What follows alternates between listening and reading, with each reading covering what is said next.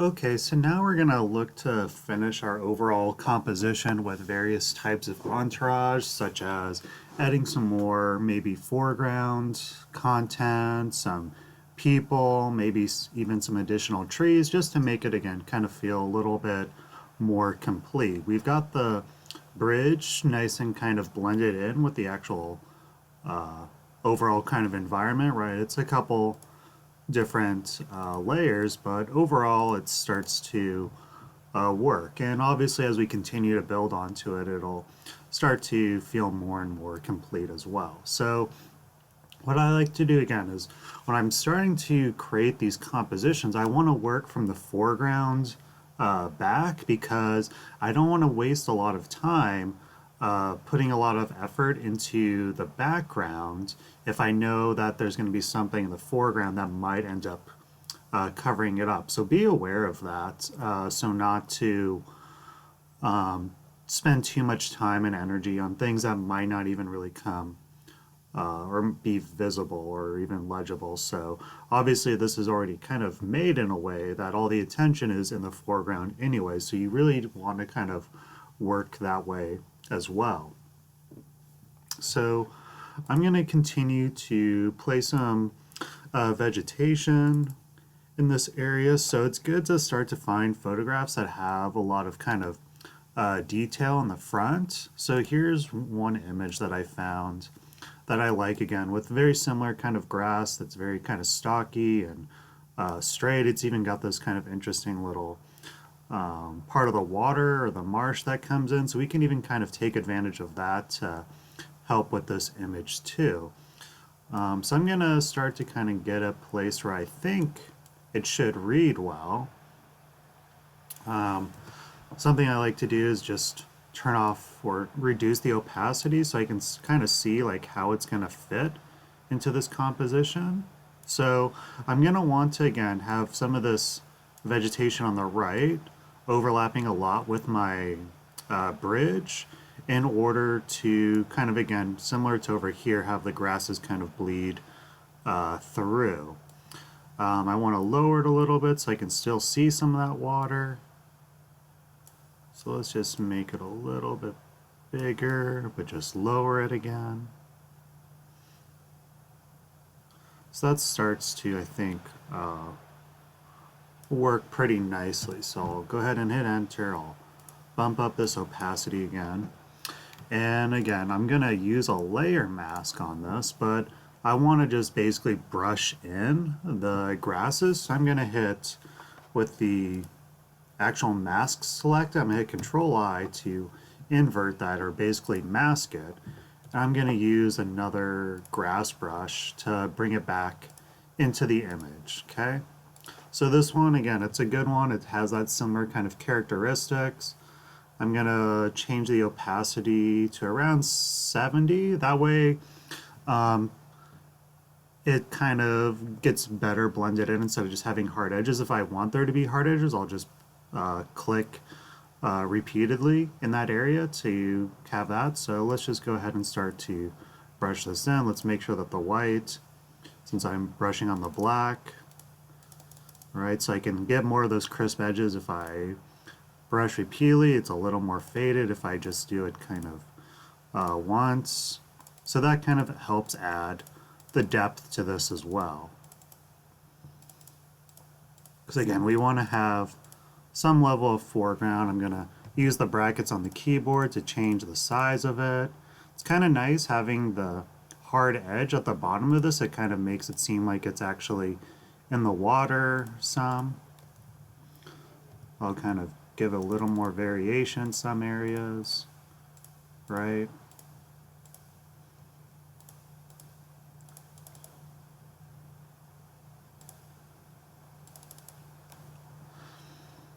That way we just, again, kind of create something that's a little more believable. If I do 30 and kind of brush that, it almost looks like there's some reflection happening.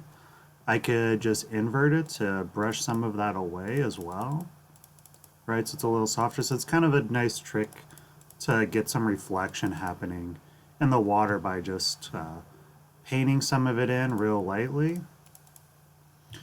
And then going back and erasing it to give it that illusion of reflection in the water. Okay, and again, I've got some over there. I'll hit Shift to kind of disable this mask and know that I want to also bring some of that back.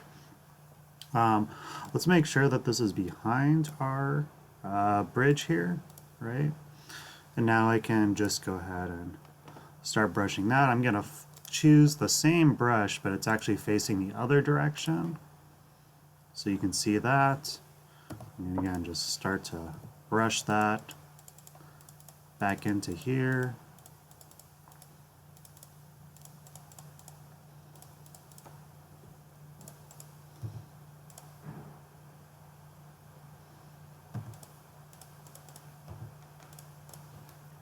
So now it's, again, it's not much, but it at least starts to kind of make it, again, seem a little bit more immersed that way.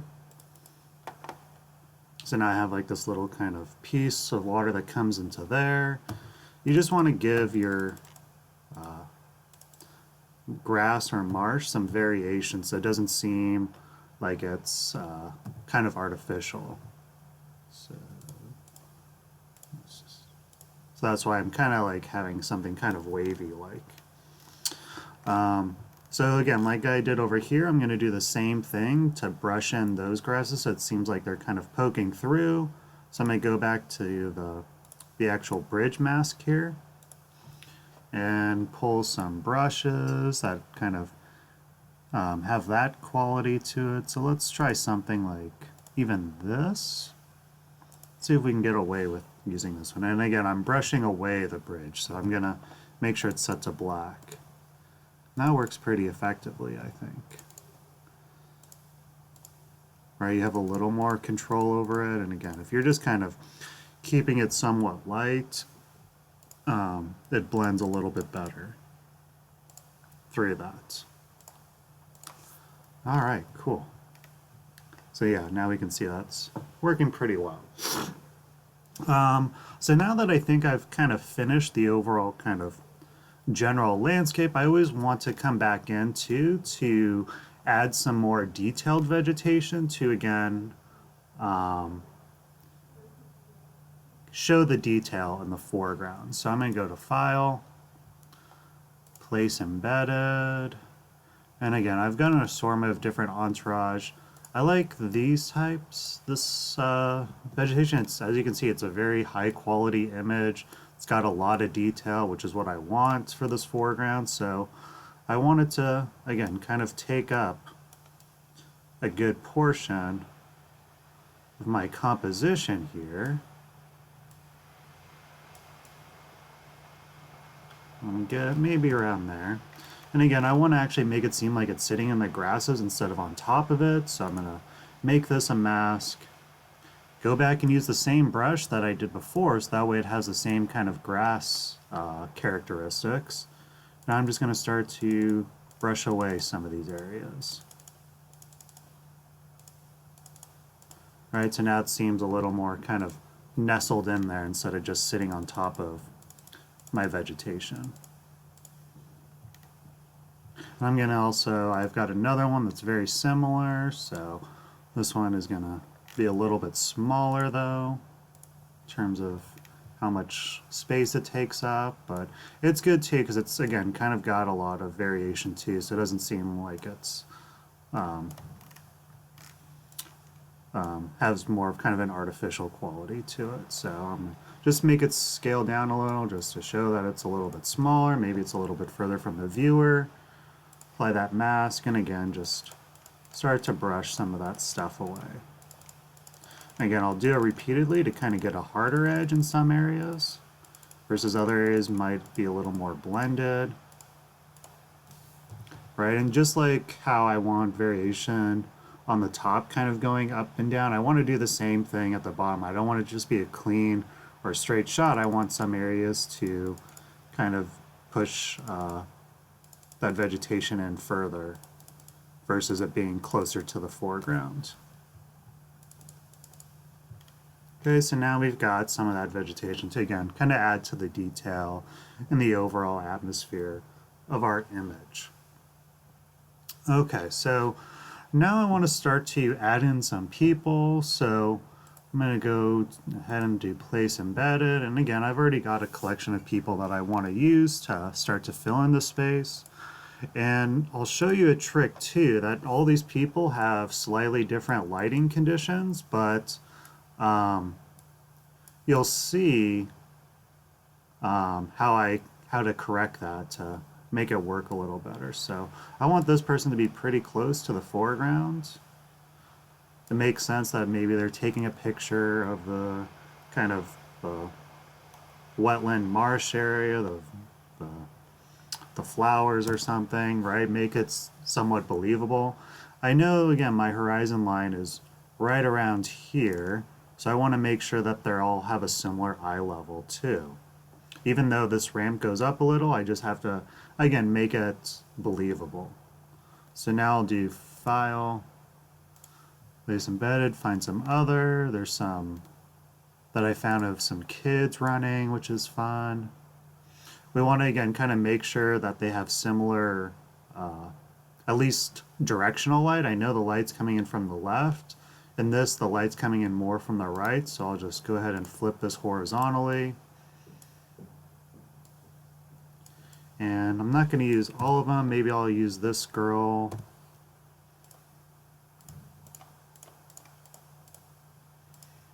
And then I'll use this boy. Even though he has no shoes on.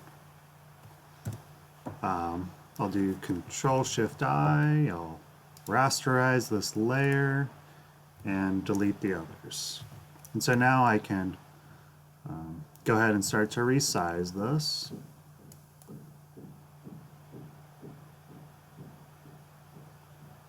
Let's actually move the boy a little. He's probably going to be more to the right, so I'll just shift him over. Let's just go ahead and start to actually put them in place. Okay, so now we have it kind of like a little more interactive that way. Want to place some other adult as their parent, I suppose. There's another one of someone carrying a child, so maybe this is the entire family. And again, as long as they're kind of maintaining that horizon line, it should match. Obviously the kids aren't going to have the same eye level as the rest, but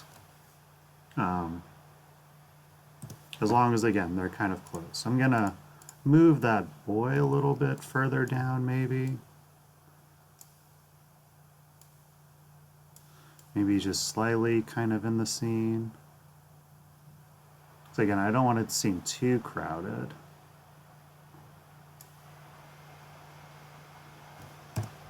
And I'm not too worried about that. I'll show you how you could just start to, again, kind of mask that away. Let's maybe put this girl a little bit closer to the mom. There we go. Okay, so now again, I'm gonna go ahead and mask this. I wanna, again, make it so that the boy seems behind this bridge. So I'm gonna use a hard brush. I'm gonna really bump that up to 100% and just kind of follow that curvature, right? Okay, so now it looks like he's actually behind this railing. Okay, I'm gonna add just maybe a couple more people in the background so it's not just all in the foreground here. So there's a good person that's kind of looking in that direction. So, and again, the sun's coming from her right, so I'm going to go ahead and do flip horizontally. Rescale her. Since I can see that that's where the actual bottom is, the hand railing should be right at the hand level, so there's that. And I can use the magic wand tool on this person, which does a pretty good job. Again, she's pretty far in the background, so as long as I get a good amount of that hidden, I can go ahead and delete that, right? You can't really tell the difference. And then same thing, I'll go ahead and apply a mask for her and just erase that part. This is where maybe you want to be a little strategic of having maybe so I don't have to worry about actually showing her legs there. I'm just gonna move her over here so it's a little bit harder to detect that the legs aren't showing. This is where you kind of again get a little strategic if you want to just make life a little easier for yourself. I mean, you can't really see her, she kind of blends into the background anyways, but anyways. So again, at least some of these images, I made sure that they're all kind of getting lit from the same direction. The one issue we have is with this person, so we want to kind of create an artificial kind of lighting of this person. So I'm gonna go ahead and go to that person, which I believe is this one, and I'm gonna right or hold down Control to select just that person. I'm going to apply a brightness and contrast adjustment layer, and I'm just gonna really over exaggerate it a little bit, quite a bit. I can even apply, let's also apply, just to again kind of, actually this is what I'll do. So yeah, I'll keep it like that. Oops. Right, so it's just kind of applying that. And again, since this is just a layer adjustment, I want to actually just have it apply to the left-hand side of her where the sun is actually coming from. So now I can start to, actually we can just go ahead and delete it all or hide it. And I'm just gonna start, actually, nah, yeah, we'll just do it this way. And I'm just gonna brush away where I want there to be shadow. So I can kind of, let's actually apply closer to 30%, and I'll just start to kind of brush on this side. Right, so that way her hair, even some parts of her face, some of that even gets kind of covered up. Right, so now it seems like she's definitely getting lit or highlighted from the sun on the left-hand side. I can even kind of cover here where maybe the camera is kind of blocking some of it, maybe part of that's a little bit darker. But it does start to kind of have this kind of gradient to it. You'll see, having it on and off, we have that kind of condition.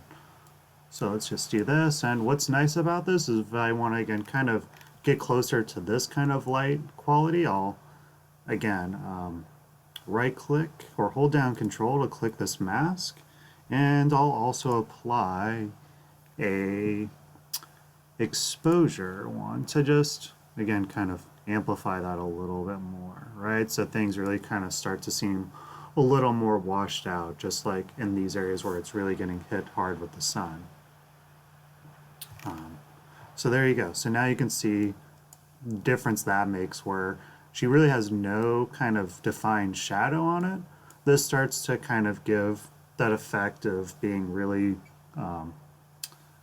brightly lit from the sun in that case. So now we want to, again, kind of continue to add to this composition. We've got some people, we've got this vegetation detail. So now let's add a couple more things. I like to make it feel kind of as enclosed as possible. So another thing I like to do is add some vegetation that seems to kind of hang out in the corners here. So I can use something like this to make it appear as if there's a tree over here. It's not the highest quality one. Let's see if I can, I think I've got some other better ones in here somewhere.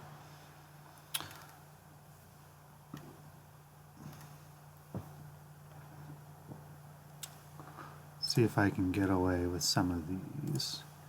Even though it's facing the other direction, I'll just do flip horizontally. This one's a little tricky because that has the hard edge over there and it just kind of looks a little wonky.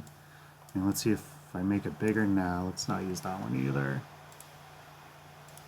So you just want to find, again, something that's a little more believable. Does this one work? Let's see. It's a little bit of a smaller quality.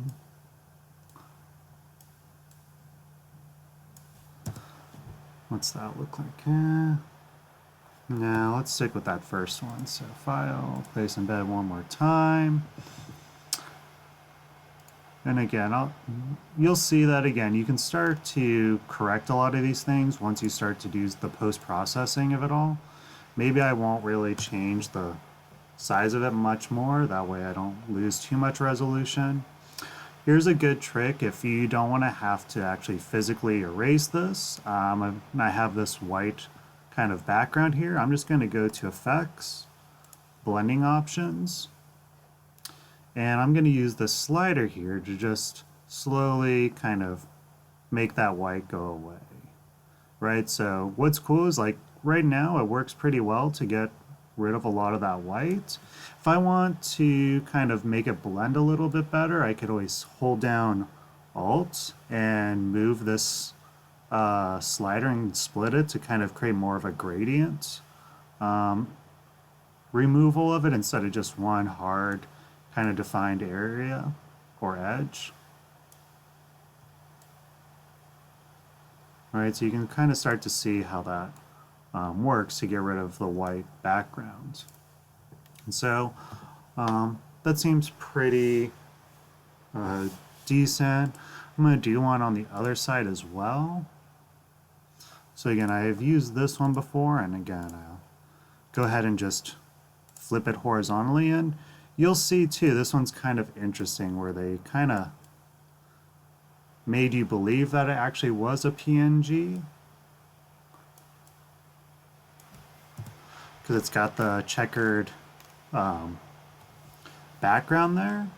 But again, I can use that same blending option, and it's kind of good to not zoom in too much because that's where you start to see all the artifacts. Like if you zoom out to where you would actually see it, it helps a lot more. And again, like this gives you a little bit of control. You can see where you want to retain some of that, but that checkered pattern's still there. So this is a good case where you can split that, again, kind of get rid of it in some areas, create something a little more like that. So you can kind of just keep messing with this until you get that result that you're looking for. And again, even though there is a slight kind of halo around some of those, it'll all get corrected in the post-processing.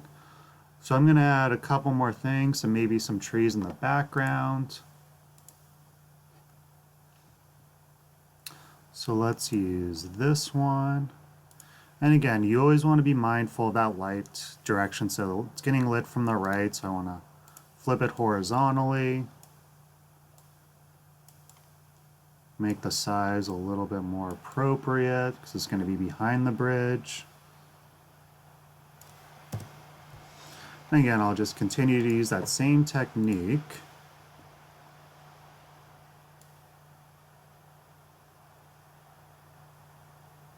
To get rid of that white.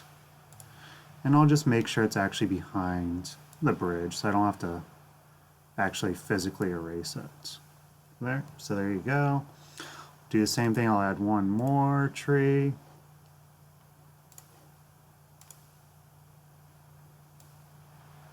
Okay, so this one's going to be more tucked over here.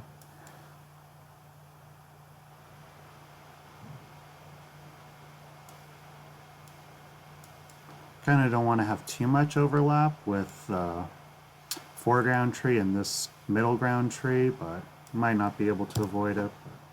Oh well. So I'm gonna go ahead and get rid of this white again till it seems like it's blending in nicely with the background. If I need to, I can always split it again.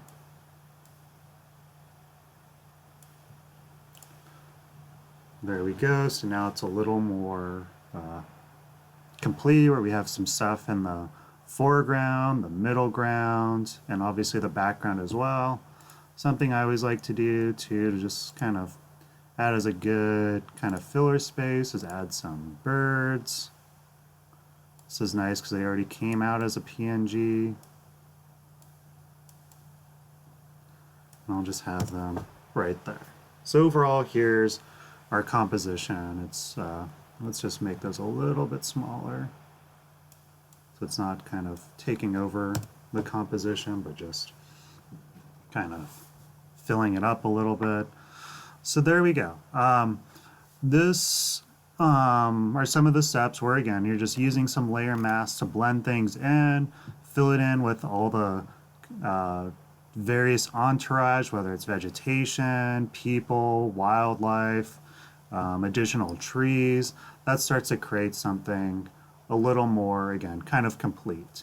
There's still some work that needs to get done with this, and that's why we always want to do the post-processing.